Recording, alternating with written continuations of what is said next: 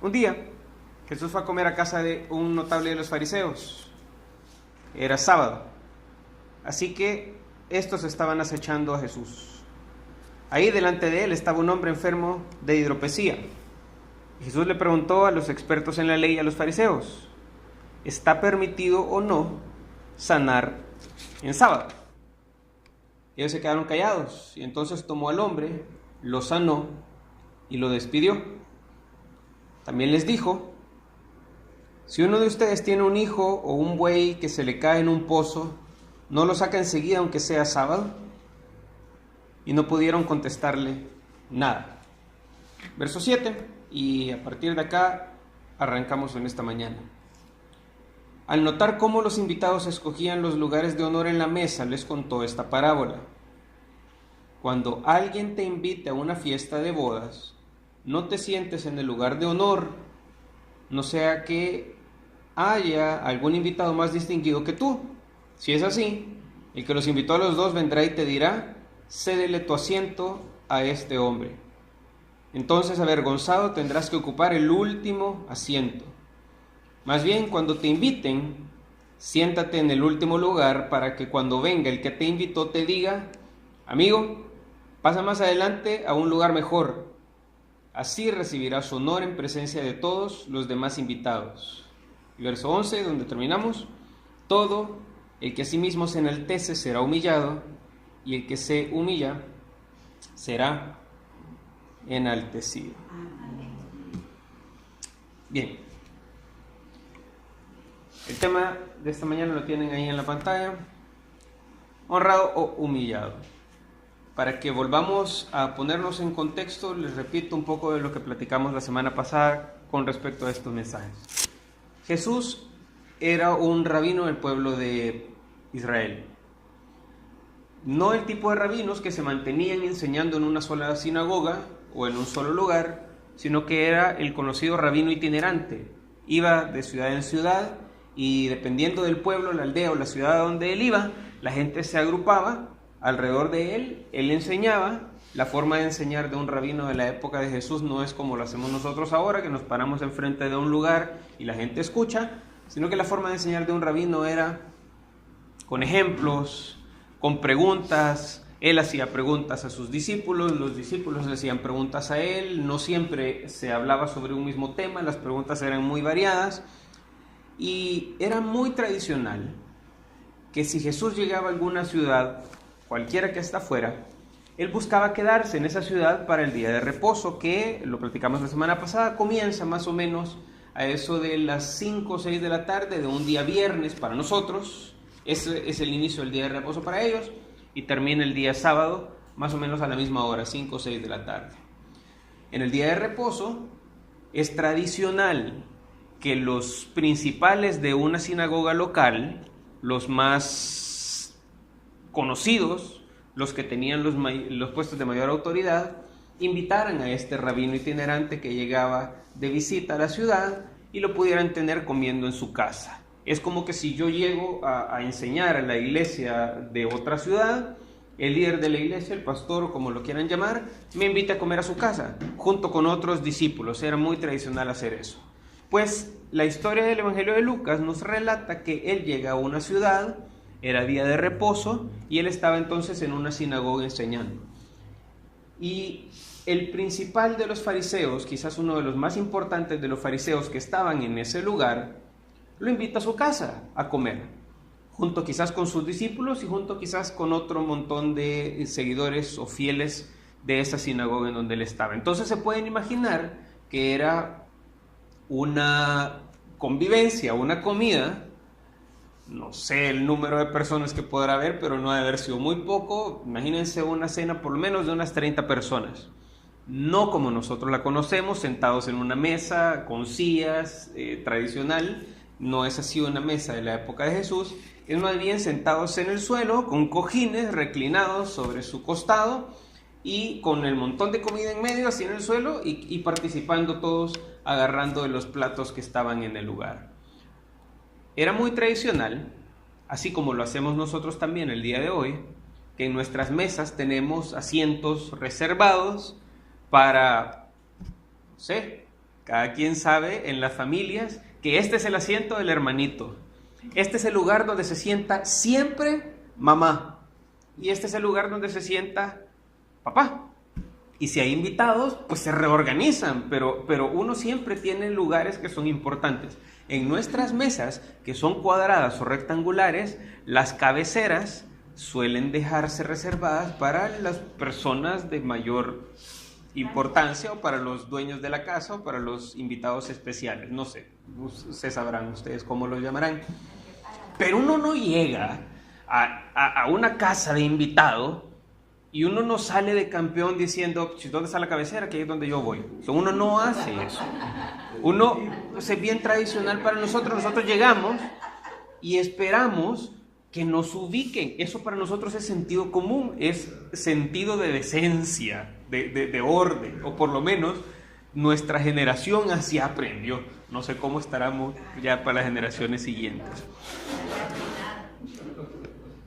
Para la época de Jesús, entiendan que no hay una mesa física como la conocemos nosotros.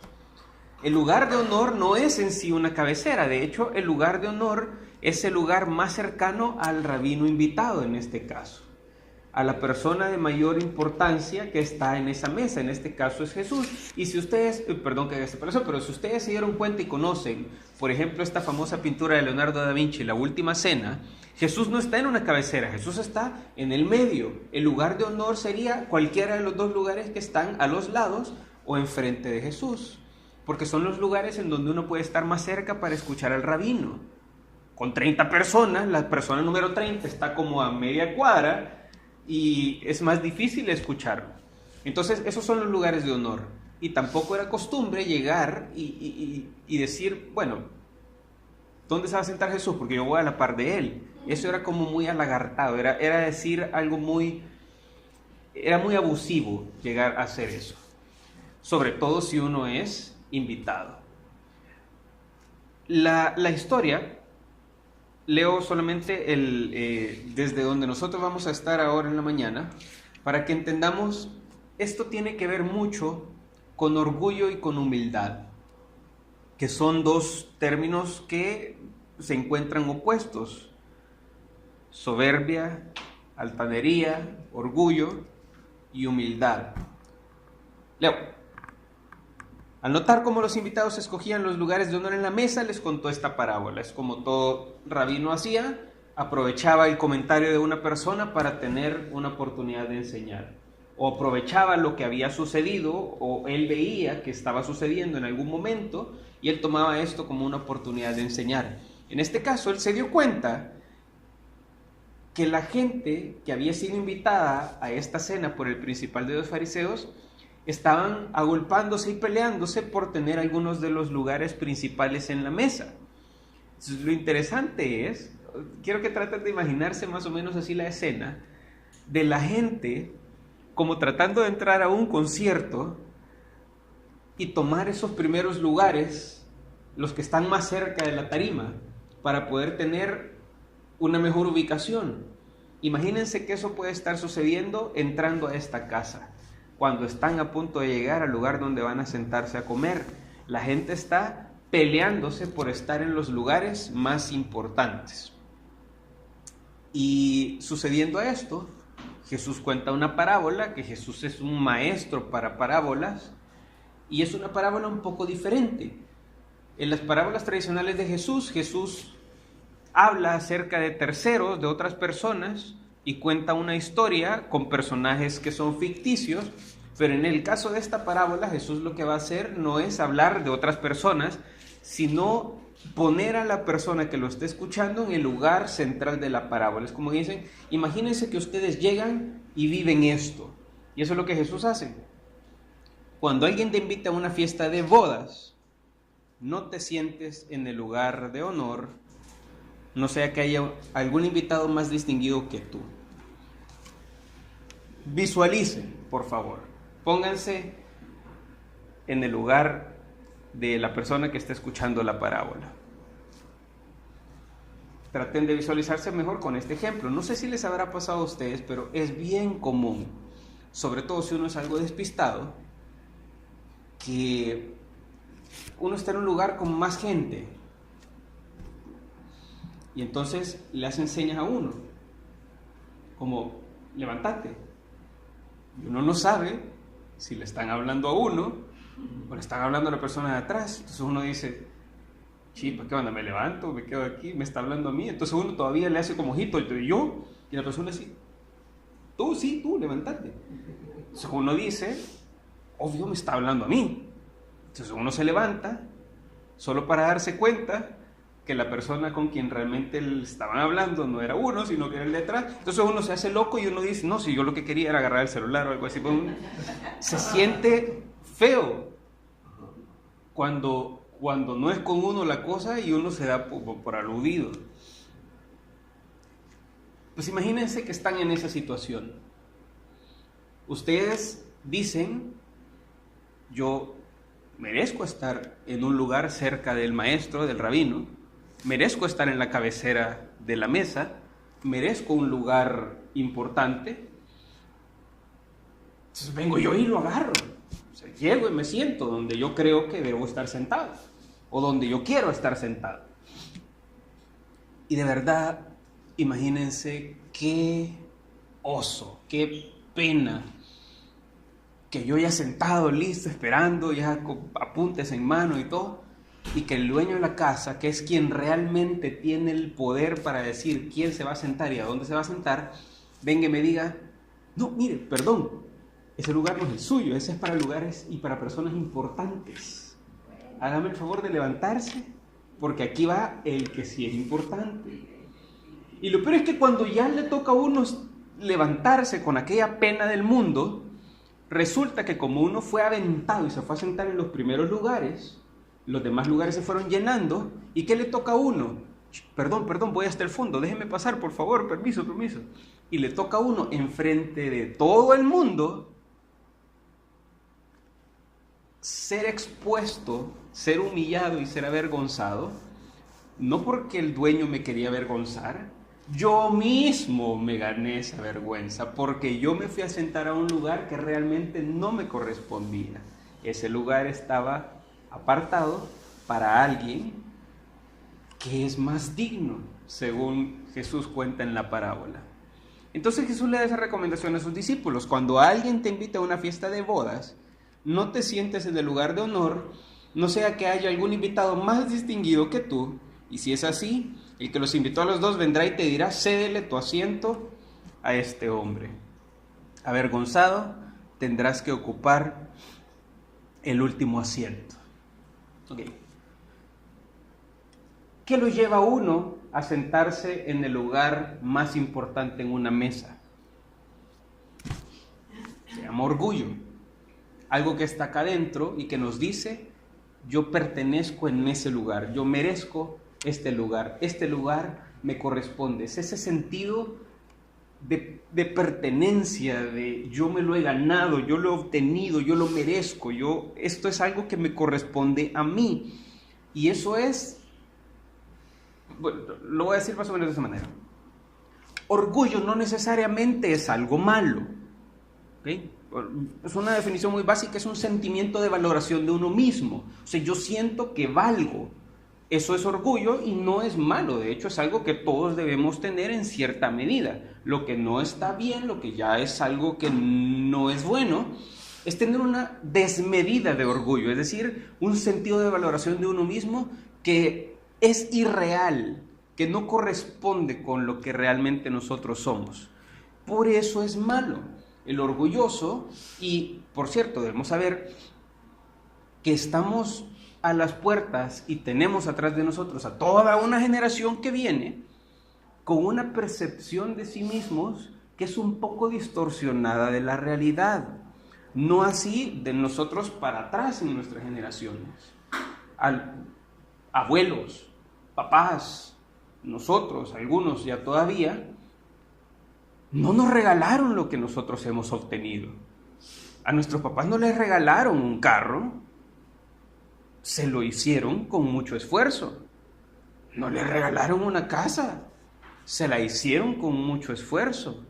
Les tocó costearse sus estudios universitarios con trabajo.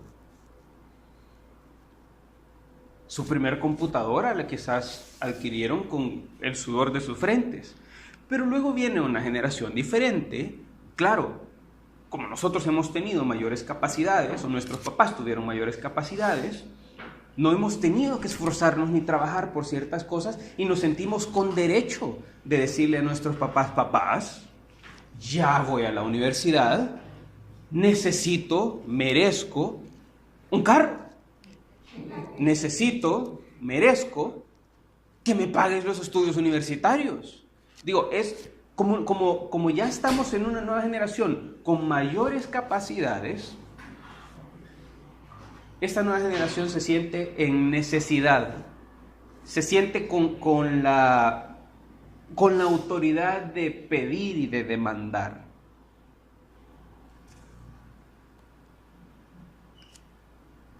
Lastimosamente, estamos en una sociedad que fomenta eso.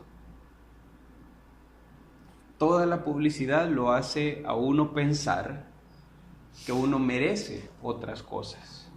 Vean, pues, estamos pero inundados de marketing, estamos inundados de publicidad que lo hace a uno pensar, hey, mereces ser feliz, mereces estas cosas te hacen feliz, esto es todo lo que el dinero puede comprar, para lo demás existe esta tarjeta de crédito. Incluso dentro del mundo de las iglesias nosotros podemos darnos cuenta y encontramos que la gente se siente con autoridad de pedir, reclamar y demandar, en este caso a Dios, esto es lo que yo merezco para mi vida. Merezco este trabajo para mi vida. Merezco esta oportunidad.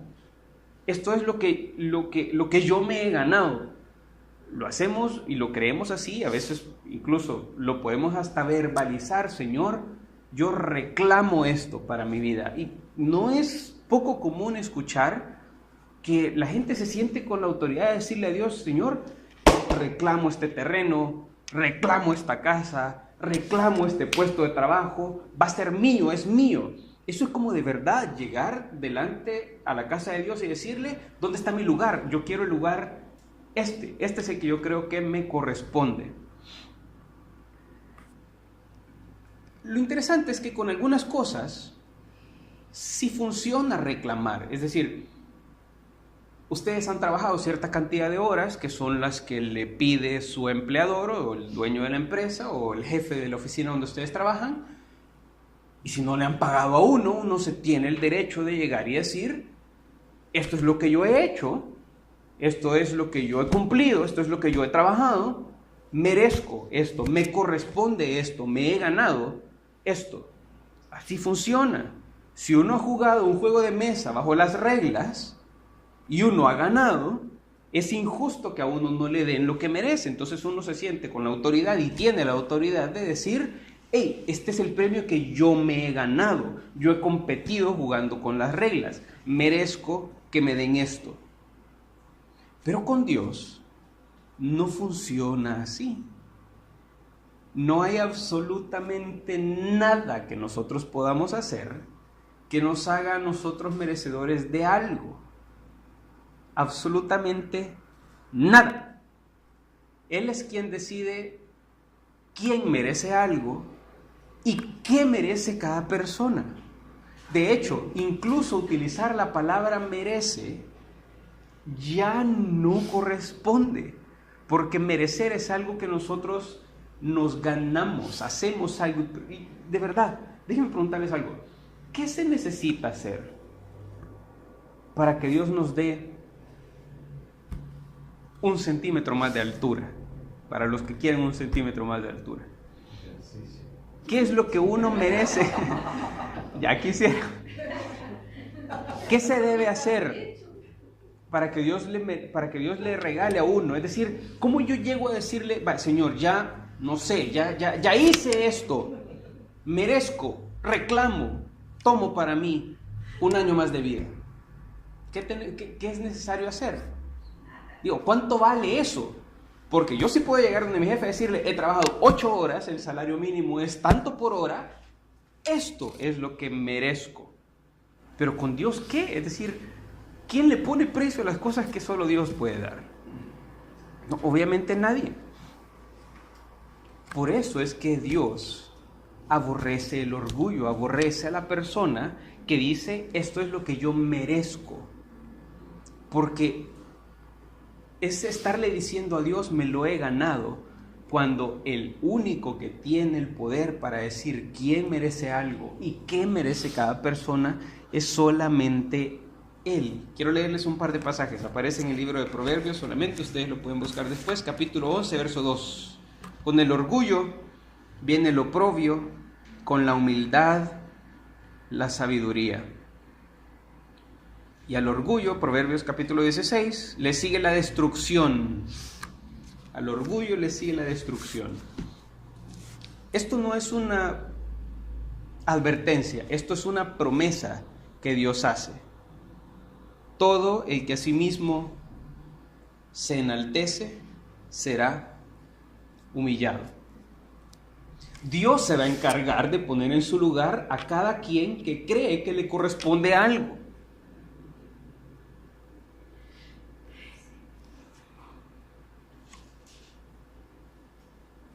Y luego viene la otra parte. Jesús continúa hablando en la parábola y dice, cuando te inviten, más bien, siéntate en el último lugar, para que cuando venga el que te invitó, te diga, hey amigo, pasa más adelante a un lugar mejor, así recibirás honor en presencia de todos los demás invitados. Pónganse ahora en el lugar de la otra persona. Son invitados a una boda. Ustedes saben, bueno, me encantaría sentarme en ese lugar. Creo que merezco este lugar. Pero en lugar de apropiarse de lo que uno cree que le corresponde, uno hace lo que se debe hacer. Dejar que sea el dueño de la casa el que honre y no uno mismo autohonrarse. Entonces uno llega, se ubica en un lugar en donde uno no corresponde y espera. El dueño, el que los invitó a todos, dice, hey, tú no correspondes en este lugar, ven a un lugar mejor. Y entonces delante de todos uno va a tener que pasar, pero en sentido contrario, es como permiso, el dueño de la casa me dijo que me sentara en un lugar más importante, perdón, permiso, y uno se sienta en un lugar en donde ya el dueño le ha dicho a uno, este es el lugar que a ti te corresponde. Humildad es una conciencia, y yo de verdad, mi misión mientras esté aquí en la tierra es que ustedes tengan una conciencia real de ustedes mismos al lado de otros y una conciencia real de ustedes mismos delante de Dios. Y quiero que podamos entender que cuando estamos delante de Dios es que honestamente no queda más que humildad. Es necesario para que alguien entienda lo pequeño que es, y tuve la oportunidad hace un par de años de estar en medio del océano, donde ya solo se ve agua para todos lados.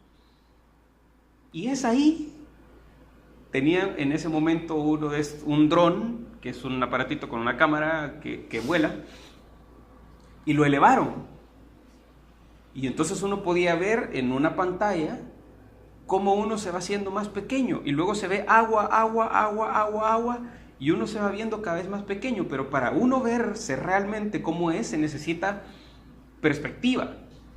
Mi misión es que ustedes tengan una perspectiva real de ustedes mismos. Somos insignificantes, pero es que somos realmente muy pequeños. Y toda la mercadotecnia y la publicidad y la sociedad están diseñadas para que nosotros tengamos una percepción de nosotros mismos que es distorsionada, que ustedes son importantes y que son merecedores de mucho. Y quiero que podamos entender por duro que esto suene, pero es la realidad, que en perspectiva con Dios no somos nada. Humildad es tener conciencia real de uno mismo. Decir, sí, puede que merezca ese puesto, pero yo no lo voy a tomar porque Dios es quien decide quién va en ese puesto. Entonces me espero. ¿Qué piensa Dios del humilde? Les leo. El que se humilla a sí mismo será enaltecido. Igual es una promesa. El que se sabe a sí mismo cuál es su lugar, pero no lo usurpa y no lo toma, Dios se va a encargar de ponerlo en el lugar que cada quien le corresponde. Ahora, el tema de esta mañana es honrado o humillado. Y la pregunta es, ¿qué quisieran ustedes para sus vidas? Pues, ¿quieren pasar la pena de que le digan, no, usted se ha sentado donde no le toca, señorita, por favor, véngase para acá, allá al fondo le hemos apartado un lugar? ¿O quieren ser honrados y que sean de las personas a quienes se les diga, no hombre, ¿qué estás haciendo allá al fondo, niño? Venga para acá adelante, venga a un lugar donde sí usted pertenece, donde mejor le corresponde. La clave es humildad. La llave de todo es orgullo o humildad. ¿Qué cultivo en mi vida? Mientras más orgullo cultive en mi vida, la probabilidad de que sea humillado es mayor. Mientras más humildad cultive yo para mi vida, la probabilidad de ser honrado es todavía mayor. Entonces mi intención es que ustedes cultiven más humildad conforme nosotros vayamos creciendo. ¿Cómo podemos cultivar más humildad? Les doy solamente dos formas. La primera, piensen menos en ustedes mismos. ¿Sí? ¿Conocen ustedes quién es C.S. Lewis? Pero Maluma sí saben quién es, ¿verdad? C.S. Lewis, famoso escritor, Las Crónicas de Narnia, por cierto, cristiano de muchos años, escritor no solo de esos libros, sino de muchos otros, decía una frase que me encanta: humildad no es pensar menos de uno mismo, humildad es pensar menos en uno mismo. Lastimosamente la gente confunde humildad con baja autoestima, y no es así. Humildad no es decir soy una piltrafa humana, o sea, eso no es humildad.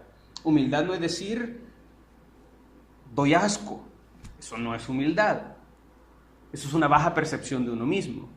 Yo les digo, humildad es una perspectiva real, no menospreciada, una perspectiva real. Y ya les dije yo que estamos creciendo y desarrollándonos en una sociedad que no fomenta un sentido de humildad, de pensar en uno mismo menos o de pensar en uno mismo de una forma distorsionada. Por ejemplo, participaba yo en torneos de artes marciales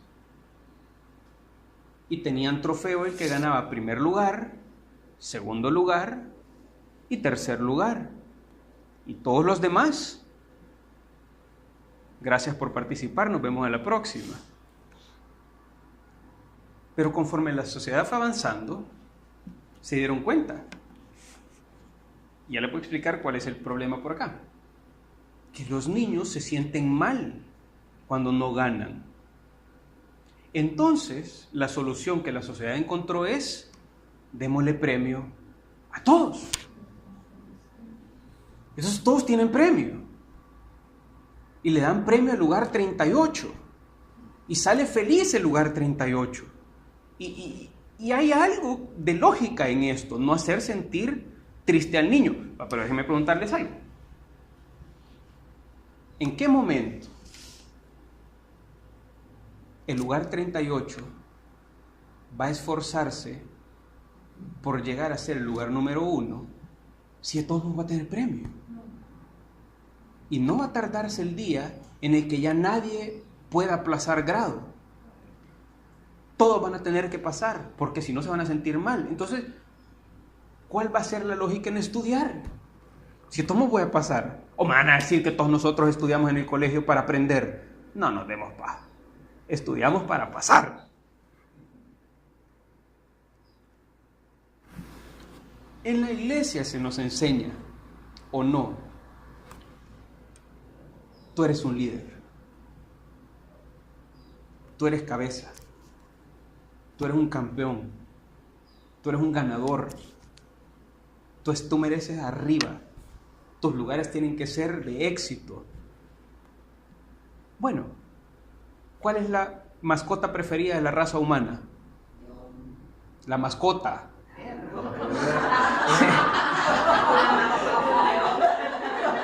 Les voy a explicar qué es lo que pasa.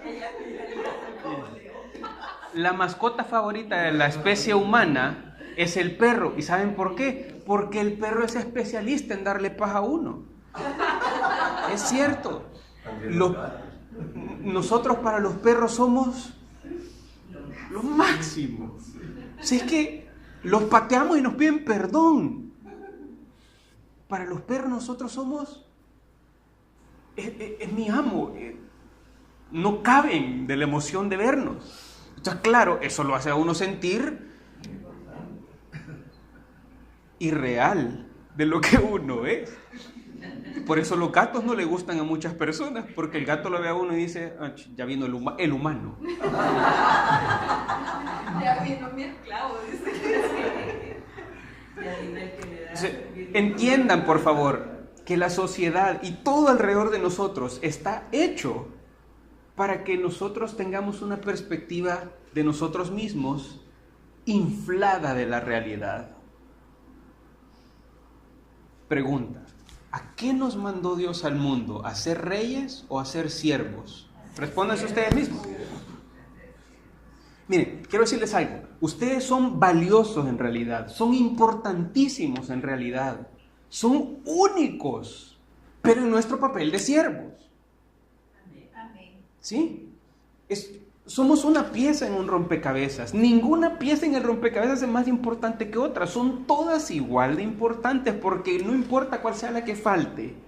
Esa es la que hace el clavo. Pero todas tienen una función diferente. No todas encajan en el mismo lugar. Pero en el papel de pieza de rompecabezas. Y eso es lo que nosotros somos. En nuestro papel de siervos somos valiosísimos, importantes, únicos, pero entendiendo el espectro en donde nosotros nos vamos a mover. No somos el centro del universo. Dios no gira en torno a nosotros. Dios no está para cumplir nuestras expectativas. Estamos nosotros para cumplir las expectativas de Dios en el momento. Y déjenme que les exponga cómo nosotros estamos quizás de mal sin siquiera darnos cuenta.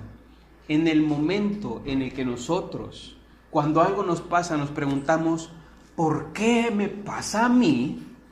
En ese momento estamos demostrando que nosotros, dentro de nuestra mente, merecíamos algo más. Eso es orgullo. Porque pensamos que eso no lo merecíamos nosotros. Merecíamos algo más. Una clave para cultivar la humildad es pensar realistas de nosotros. Honestamente, no merecemos nada. Y si Dios viera dentro de nosotros en realidad, y Él ve dentro de nosotros, nos tendríamos que dar cuenta que el simple hecho de haber despertado hoy sobrepasa las expectativas de cualquiera. Si es que si nuestro corazón y nuestra mente quedara abierta a la vista pública, olvídense, difícilmente volviéramos a estar sentados a la par de otras personas. Otra segunda forma en la que podemos cultivar un poco de humildad es pensar más en los demás. Siempre Luis decía lo mismo. Cuando buscamos lo mejor en otros, estamos encontrando lo mejor en nosotros mismos. Interesantemente, lo que sucede cuando dejamos de pensar menos en nosotros es que la mente queda abierta para pensar en los otros. Y viceversa, cuando estamos bien ocupados pensando en nosotros mismos, no tenemos tiempo para pensar en los otros. Y estamos tan clavados en pensar de una manera egoísta que ver hacia afuera se vuelve imposible. Es que ya no queda tiempo, porque tenemos solamente 24 horas al día y tenemos solamente cierta cantidad de neuronas y están todas ocupadas en un solo proceso, el proceso del yo y mis necesidades y quién yo soy y mis habilidades. No damos tiempo para pensar en otros. Y mientras no pensamos en otros, esto es como un círculo vicioso, naturalmente el ser humano tiene un sentido de autopreservación. Venimos hechos para pensar en nosotros. Y está bien, de que somos bebés, obviamente tenemos que pensar en nuestra alimentación. En toda especie animal funciona así. Los cachorros de todas las especies buscan amamantarse y no están pensando en si los otros están haciéndolo, porque su supervivencia es prioridad. Y eso está bien en una etapa de nuestra vida, en la etapa en la que somos cachorros. Pero eso no puede mantenerse conforme nosotros vamos madurando y vamos creciendo. Y espiritualmente eso tampoco puede suceder. El orgulloso, la persona orgullosa, es alguien que piensa en sus necesidades, porque esas son las necesidades importantes, las de uno. Las de los demás son muy secundarias. El orgulloso se ve a sí mismo superior a otros, porque uno es el importante, los demás son secundarios, por decir un número. Y piensen si no funciona así. ¿A dónde podemos ver orgullo en las calles de nuestra ciudad? Mi tiempo es el importante. Si yo me voy a meter ahí adelante, no voy a hacer la cola. Eso es orgullo.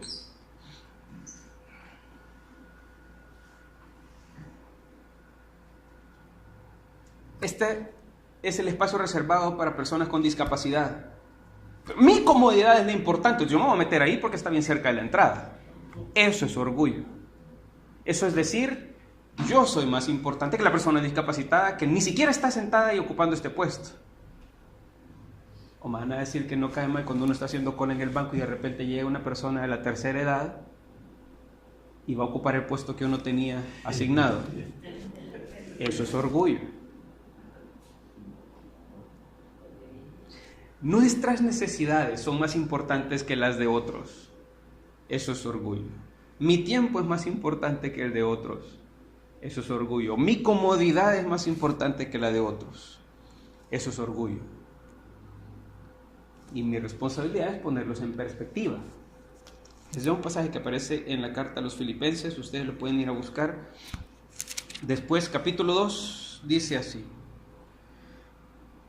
no hagan nada por egoísmo o vanidad, más bien, con humildad, consideren a los demás como superiores a ustedes mismos. Grábense por favor este último pasaje. Consideren a los demás como superiores a ustedes mismos. Verso 5. La actitud de ustedes debe ser como la de Cristo Jesús. Pregunta: ¿quién es el más importante que ha puesto los pies sobre la tierra? Realmente Jesús, ni siquiera tengo yo que decírselos. Si hay gente que de repente se cree la gran cosa porque tiene un papá importante, créanmelo, si alguien tenía por qué creérselas la gran cosa, ese era Jesús. Si alguien tenía por qué sentirse valioso, sentirse importante, ese era Jesús. Y Pablo en la carta a los Filipenses le está explicando a los que le están leyendo: la actitud de ustedes tiene que ser como la de Cristo Jesús, quien, siendo Dios por naturaleza, no consideró ser igual a Dios como algo que aferrarse. Por el contrario, se rebajó voluntariamente y tomó naturaleza de siervo. ¿Y a qué vino? A servir. ¿Y a qué vamos nosotros a ciertos restaurantes? A que nos sirvan. ¿Y a qué vamos nosotros a las clases? A que nos enseñen y nos eduquen. ¿Y a qué vamos nosotros al banco? A que nos atiendan. ¿Y a qué vamos nosotros al autoservicio? A que nos atiendan rápido. ¿Y a qué vamos nosotros? Y a donde vamos, somos el centro del universo. Y no estamos pensando en los demás, estamos pensando en nosotros, en nuestras necesidades. Consideren a los demás como superiores a ustedes mismos. Y la palabra clave es consideren. Pueden saberse más inteligentes que otros, y no está mal. Pueden saber que tienen más fuerza que otra persona, y está bien ser consciente de las capacidades de uno, eso no está mal. Lo que está mal es actuar sabiendo esto por sobre otros. Yo entiendo que su tiempo es importante, pero no es más importante que el del vecino. Yo entiendo que la comodidad de cada uno de nosotros es importante. Para mí mi comodidad es importante, pero no es más importante que la de otras personas.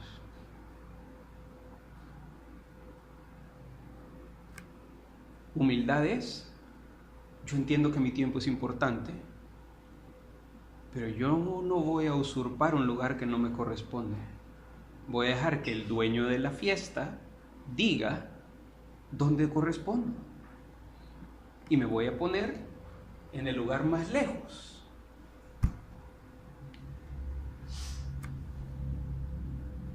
Tómenlo de una manera bien práctica. Cultiven un poco más de humildad. Cedan el paso. Ven a alguien que atrás de ustedes va en el súper con un par de artículos y ustedes llevan 2 carretillas. Cédanle el tiempo, que pase antes que ustedes. Dejen que la persona de tercera edad no se siente incómoda por irse a poner adelante en la fila. No hagan mala cara.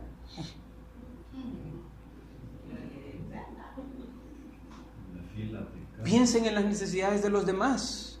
Yo sé que ese vacío que sentimos en el estómago, que se llama hambre, es importante para nosotros. Compren un segundo plato y llévenselo a alguien que ustedes saben muy bien que también tiene necesidades, porque no son mayores mis necesidades que las de ellos.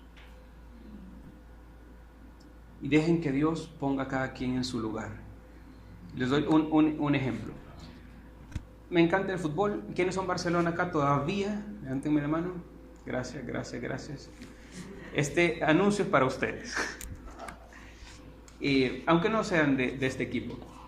¿Sí se acuerdan ustedes de uno de los ex capitanes del Club Barcelona que se llama Carles Puyol? Sí. Peludo. Okay. El tipo es genial. Tenía una personalidad de líder. Y era alguien honestamente muy humilde. Él era el capitán del equipo.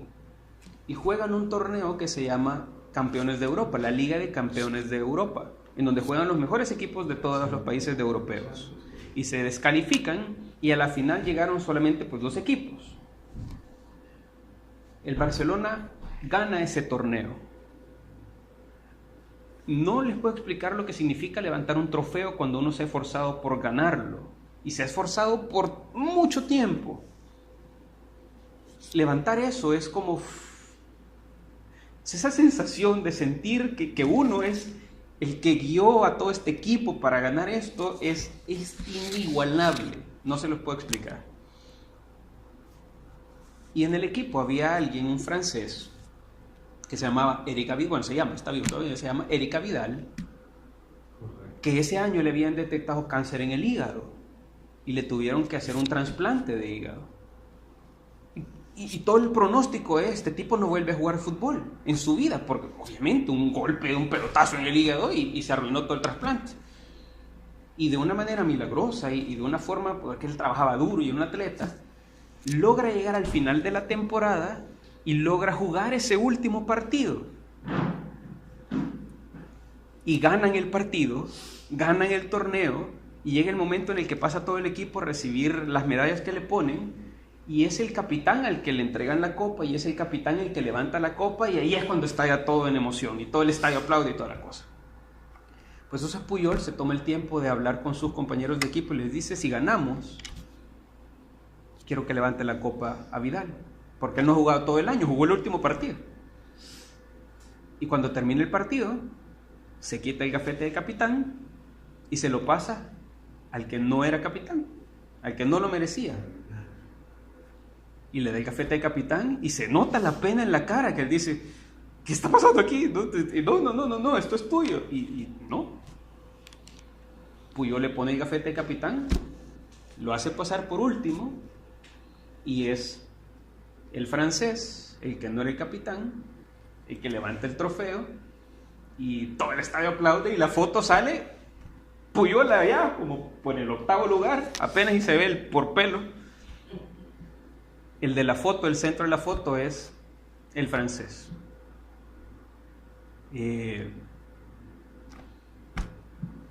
Toda la prensa, todo el mundo salen alabando la gran actitud del capitán del Barcelona. Pues estoy seguro que posiblemente ustedes, dentro de muchos años, no se acuerden ni el nombre de quien levantó la copa de la final de la Champions 2011-2012, pero él mandó a construir, el gobierno de Francia mandó a construir un estadio en Francia que se llama Carles Puyol, que se va a mantener con ese nombre por años. Dios lo puso en el lugar que le corresponde. Porque él se puso en un lugar que no le correspondía y pensó en las necesidades de otros antes que en las suyas propias. Cultivemos eso.